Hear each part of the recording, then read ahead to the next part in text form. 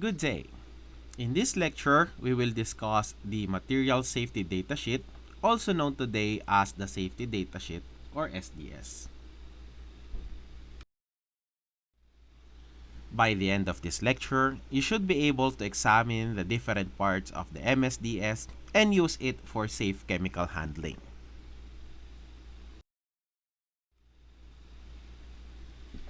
MSDS is a document that provides information about hazards, safe handling, storage, emergency response, and protective measures for a chemical product.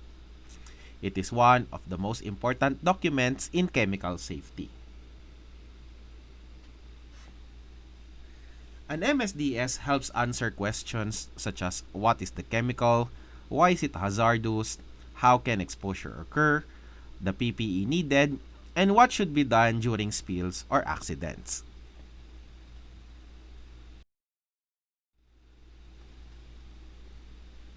The first section of the MSDS is identification.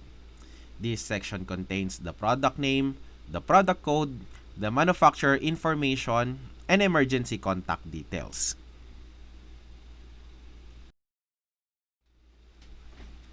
The next section is composition. This section lists the ingredients of hazardous components of the substance or mixture. The next section is hazard identification, and this section describes major hazards such as toxicity, flammability, corrosivity, and environmental risk.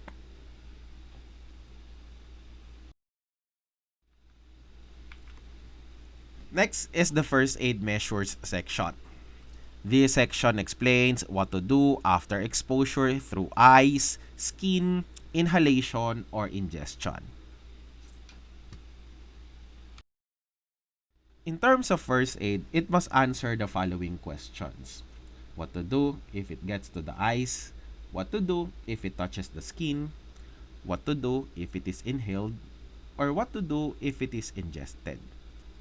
Hazardous chemicals can enter the body through inhalation, skin absorption, eye contact, ingestion, or injection.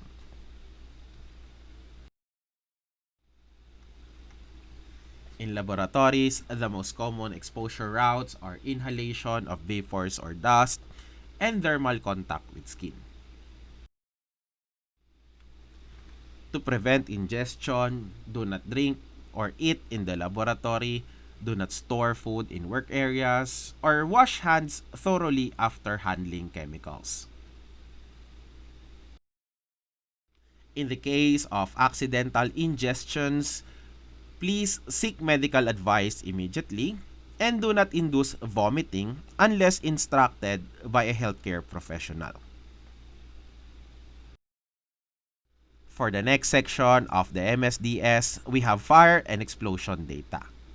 This section explains the fire hazards, the extinguishing media that should be used, and the special firefighting precautions.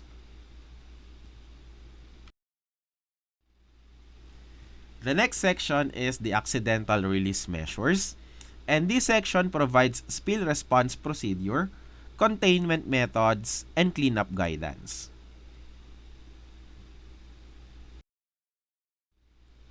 Under Section 7, we have handling and storage, and this section explains safe handling practices, incompatible materials, and storage conditions such as temperature or ventilation.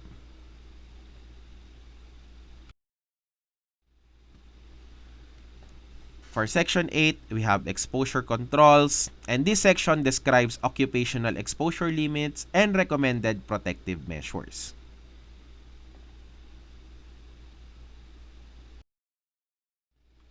This section also includes the PPE or the personal protective equipment, which are items worn to minimize risk during chemical handling. A PPE has been developed to protect almost any part of your body externally. Examples include lab coats, aprons, safety goggles, and face shields when needed.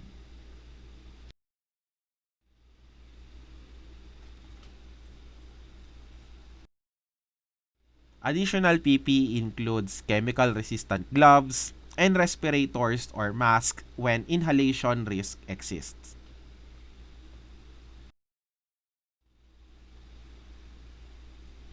The next section is all about the physical and chemical properties of substances, and this section includes appearance, odor, boiling point, the pH, the flash point, and the solubility of the chemical.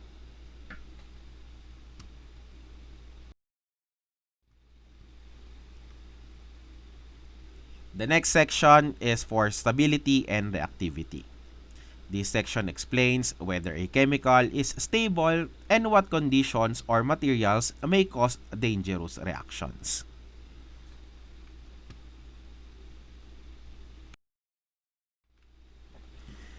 The next section is toxicological information.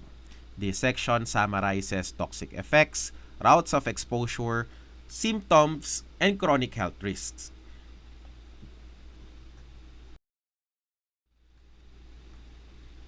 Under this section, we have LD50, which means lethal dose for 50% of the test population. LD50 is usually expressed in milligrams of substance per kilogram of body weight.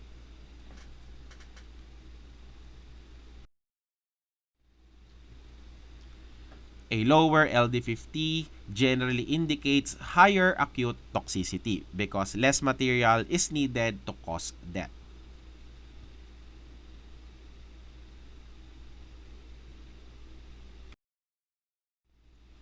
We also have LC50, which means lethal concentration for 50% of the population, which usually used for gases or airborne substances.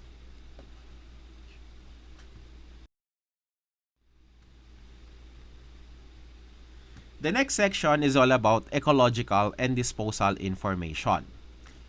This section describes environmental effects, persistence, and safe disposal procedure.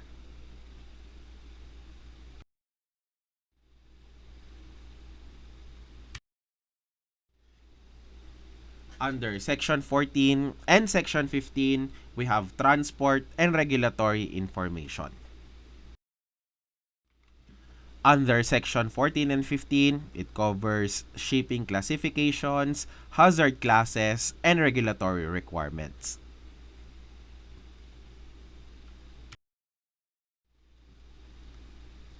The last section of the MSDS is other information.